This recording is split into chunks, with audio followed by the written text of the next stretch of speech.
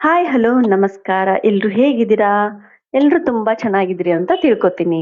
ಇವತ್ತಿನ ನಾನ್ ಮಾಡ್ತಿರೋ ವಿಡಿಯೋ ಬಂದ್ಬಿಟ್ಟು ಇದು ಗೃಹಲಕ್ಷ್ಮಿ ಫಲಾನುಭವಿಗಳಿಗೆ. ಇದು ಗೃಹಲಕ್ಷ್ಮಿಯ ಹೊಸ ಅಪ್ಡೇಟ್. ಇವಾಗೆಲ್ಲ ಜಾಲತಾಣಗಳಲ್ಲೂ ಹರಿದಾಡ್ತಿರೋ ಹಾಗೆ ಗೃಹಲಕ್ಷ್ಮಿಗೆ ಹೊಸ ಅರ್ಜಿಯನ್ನ ಸಲ್ಲಿಸಬೇಕು. ಇದು ನಿಜ ಸಂಗತಿನ ಸುಳ್ಳು ಸಂಗತಿನ ನೋಡೋಣ ಬನ್ನಿ. ಹೌದು, ಇದು ನಿಜ ಸಂಗತಿ. ನೂತನ ಮುಖ್ಯಮಂತ್ರಿ ಅವರು ತಿಳಿಸಿರೋ ಪ್ರಕಾರ ಈಗ ಹೊಸ ಅರ್ಜಿ ಕಡ್ಡಾಯವಾಗಿದೆ. ನೀವು ಬಯೋಮೆಟ್ರಿಕ್ ಕೊಡ್ಲೇಬೇಕು.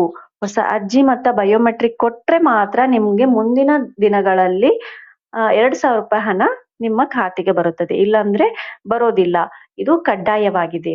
ಯಾಕಂದ್ರೆ ತುಂಬಾ ಜನ ತೀರ್ಕೊಂಡವ್ರ ಹೆಸರಲ್ಲಿ ತಗೊಳ್ತಿದ್ದಾರೆ.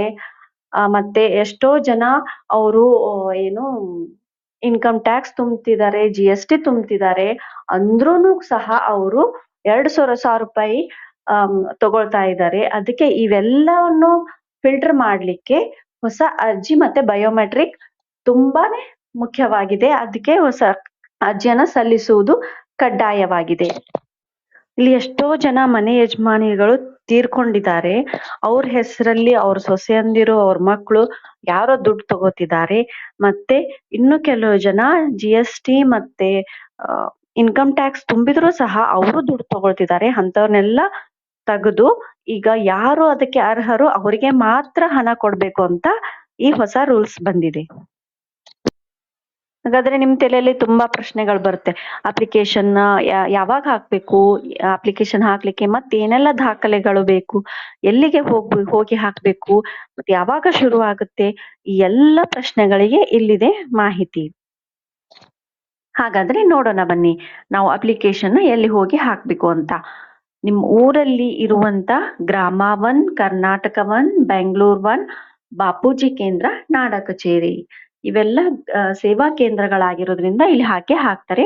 ಗ್ರಾಮ 1, ಕರ್ನಾಟಕ 1, ಬೆಂಗಳೂರು 1 ಅಲ್ಲಂತೂ ಹಾಕ್ತಾರೆ. ಮತ್ತೆ ಬಾಪೂಜಿ ಕೇಂದ್ರ, ನಾಡ ಕಚೇರಿ ಇವು ಸೇವಾ ಕೇಂದ್ರಗಳಲ್ಲಿ ಆಗಿರೋದ್ರಿಂದ ಇದ್ರಲ್ಲೂ ಹಾಕೋ ಚಾನ್ಸಸ್ ತುಂಬಾನೇ ಇದೆ.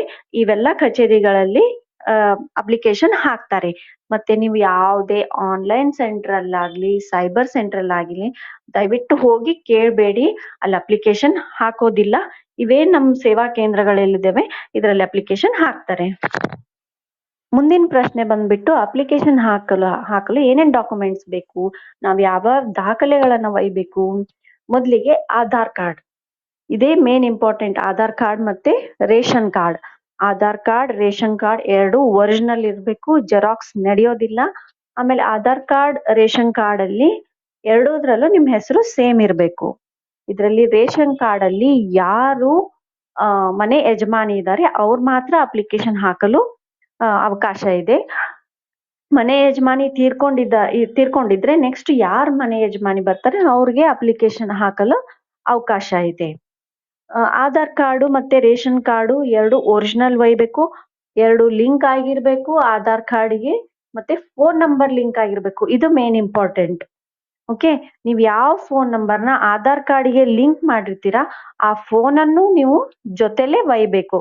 ಯಾಕಂದ್ರೆ ಅಪ್ಲಿಕೇಶನ್ ಹಾಕುವಾಗ ಅವರು ಫೋನ್ ನಂಬರ್ನ ಆಡ್ ಮಾಡ್ತಾರೆ ಅಪ್ಲಿಕೇಶನ್ ಅಲ್ಲಿ. ಅವಾಗ ನಿಮ್ಗೆ ನಿಮ್ ಫೋನ್ ಯಾವ ನಂಬರ್ ಲಿಂಕ್ ಇರುತ್ತೆ ಅದಕ್ಕೆ OTP ಬರುತ್ತೆ. ಆ OTP ನ ಅವಾಗ್ಲೇ ಶೇರ್ ಮಾಡ್ಬೇಕು. ಅವಾಗ ನಿಮ್ ಅಪ್ಲಿಕೇಶನ್ ಕಂಪ್ಲೀಟ್ ಆಗುತ್ತೆ. ಅದಕ್ಕೆ ದಯವಿಟ್ಟು ಯಾರು ಮರೀದೆ ಆಧಾರ್ ಕಾರ್ಡ್ಗೆ ಲಿಂಕ್ ಇರುವಂತ ಫೋನ್ ನಂಬರ್ನ ಫೋನ್ ಒಯ್ಬೇಕು. ಓಕೆ, ಯಾವ ಫೋನ್ ಆಧಾರ್ ಕಾರ್ಡ್ಗೆ ಲಿಂಕ್ ಇದೆ ಆ ಫೋನ್ ನಂಬರ್ನ ಖಂಡಿತವಾಗೂ ನೀವು ತಗೊಂಡ್ ಹೋಗ್ಬೇಕು. ಮತ್ತೆ ರೇಷನ್ ಕಾರ್ಡ್ APL BPL ಎರಡೂ ಇದ್ರು ನೀವು ಅಪ್ಲಿಕೇಶನ್ ಹಾಕ್ಬೋದು. ಆದ್ರೆ ನಿಮ್ ಮನೇಲಿ ಆ ರೇಷನ್ ಕಾರ್ಡ್ ಅಲ್ಲಿ ಇರೋರು ಯಾರು GST ಮತ್ತೆ ಇನ್ಕಮ್ ಟ್ಯಾಕ್ಸ್ ನ ಪೇ ಮಾಡ್ತಿರ್ಬಾರ್ದು. ಮತ್ತೆ ಕಾಸ್ಟ್ ಇನ್ಕಮ್ ಸರ್ಟಿಫಿಕೇಟ್ ಇದು ಕಂಪಲ್ಸರಿ ಏನಿಲ್ಲ, ಆದ್ರೂ ಇಟ್ಕೊಂಡಿರೋದು ತುಂಬಾ ಒಳ್ಳೇದು. ಯಾಕಂದ್ರೆ ಅವ್ರು ಈಗ ಚೆಕ್ ಮಾಡ್ತಿದಾರಲ್ಲ ಯಾರು ಇನ್ಕಮ್ ಟ್ಯಾಕ್ಸ್ ಮತ್ತೆ GST ತುಂಬ್ತಿದ್ದಾರೆ ಅಂತ. ಅದಕ್ಕೆ ಕಾಸ್ಟ್ ಇನ್ಕಮ್ ಸರ್ಟಿಫಿಕೇಟ್ ನ ನೀವು ತಗೊಂಡು ರೆಡಿ ಇಟ್ಕೊಂಡಿರೋದು ತುಂಬಾ ಒಳ್ಳೇದು. ಇನ್ನು ಅಪ್ಲಿಕೇಶನ್ ಹಾಕೋದು ಇನ್ನು 15ರಿಂದ 1 ತಿಂಗಳು ತಗೋಬಹುದು ಟೈಮ್ ಅಪ್ಲಿಕೇಶನ್ ಸ್ಟಾರ್ಟ್ ಆಗ್ಲಿಕ್ಕೆ. ಆದ್ರೆ ಡೇಟ್ ಶುರು ಆದ್ಮೇಲೆ ಅವಾಗ ಓಡಾಡೋದ್ಕಿಂತ ಮೊದ್ಲೇ ಎಲ್ಲಾನು ರೆಡಿ ಇಟ್ಕೊಂಡ್ಬಿಟ್ರೆ ತುಂಬಾ ಒಳ್ಳೇದು. ಯಾಕಂದ್ರೆ ತುಂಬಾ ಜನ ಒಟ್ಟಿಗೆ ಹಾಕೋದ್ರಿಂದ ಏನೋ ಸರ್ವರ್ ಬಿಸಿ ಆಯ್ತು, ಅದಾಯ್ತು ಇದಾಯ್ತು ಅಂತ ಪ್ರಾಬ್ಲಮ್ ಬರೋದ್ಕಿಂತ ನೀವೆಲ್ಲನೂ ಡಾಕ್ಯುಮೆಂಟ್ಸ್ನ ಮೊದಲೇ ರೆಡಿ ಇಟ್ಕೊಂಡ್ಬಿಟ್ರೆ ಈಸಿಯಾಗಿ ಹೋಗಿ ಹಾಕ್ಬೋದು. ಕಾಸ್ಟ್ ಇನ್ಕಮ್ ಸರ್ಟಿಫಿಕೇಟ್ ಅವ್ರಿನ್ನೂ ಮೆನ್ಷನ್ ಮಾಡಿಲ್ಲ, ಬಟ್ ಇಟ್ಕೊಂಡಿರೋದು ತುಂಬಾ ಒಳ್ಳೇದು. ಅದು ಮುಂದೆ ಯಾವ್ದಕ್ಕಾದ್ರೂ ಹೆಲ್ಪ್ ಆಗತ್ತೆ. ಕಾಸ್ಟ್ ಇನ್ಕಮ್ ಸರ್ಟಿಫಿಕೇಟ್ ಅದನ್ನ ರೆಡಿ ಇಟ್ಕೊಂಡ್ರೆ ನಿಮ್ಗೆ ಒಳ್ಳೆಯದು. ಮತ್ತೆ ಬಯೋಮೆಟ್ರಿಕ್ ಅಂದ್ರೆ ಹೇಗ್ ತಗೊಳ್ತಾರೆ? ಪ್ರತಿ ಸರಿ ತಗೊಳ್ತಾರಾ?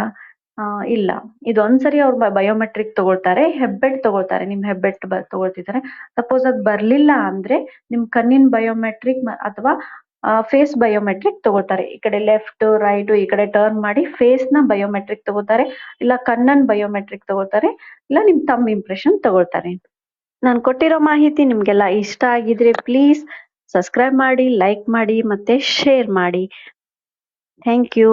ಹೀಗೆ ಸಪೋರ್ಟ್ ಮಾಡ್ತಾ ಇರಿ. ಧನ್ಯವಾದಗಳು. ಓಂ ನಮೋ ಭಗವತೆ ವಾಸುದೇವಾಯ. ಭಗವಂತ ಎಲ್ಲರಿಗೂ ಒಳ್ಳೇದ್ ಮಾಡ್ಲಿ. Thank you.